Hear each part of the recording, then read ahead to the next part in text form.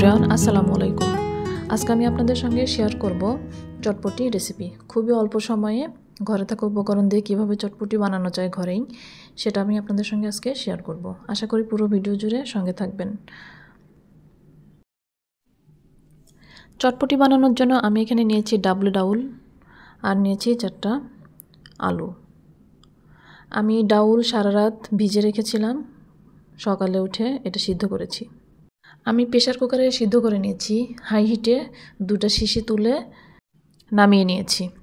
এখন এর মধ্যে দিয়ে দিলাম 2 টেবিল চামচ রাঁধুনি চটপটি মশলা আর দিয়ে দিলাম আলু সিদ্ধ। আমি আলুগুলো এইভাবে হাতের সাহায্যে ম্যাশ করে দিচ্ছি।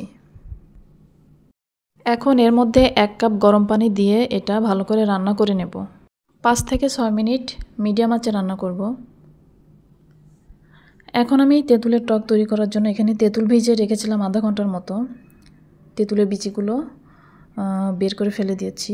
এখন এর মধ্যে দিয়ে দিলাম 1/2 চা চামচ বিট লবণ আর 1/2 চা চামচ চটপটির মশলা আর দিয়ে দিলাম চিলি ফ্লেক্স, দিয়ে দিলাম ধনিয়া পাতা। এদিকে আমার চটপটি রান্না হয়ে গেছে। এখন আমি চটপটির সঙ্গে সব কিছু মিক্সড করব। আমি এখানে একটি বাটিতে যে ডাউলটা রান্না করে নিয়েছি সেটা নিয়ে নিলাম।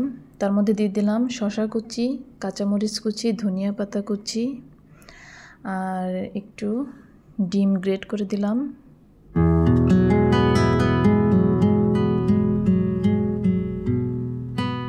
দিয়ে দিলাম সেই তেঁতুলের টক আর বিট লবণ।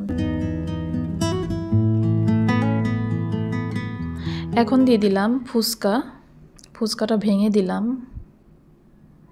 এই তো আমার চটপটি রেডি। খুবই অল্প উপকরণে, খুব সহজ করে বাসায় থাকা ঘরোয়া উপকরণে আমার চটপটি রেডি।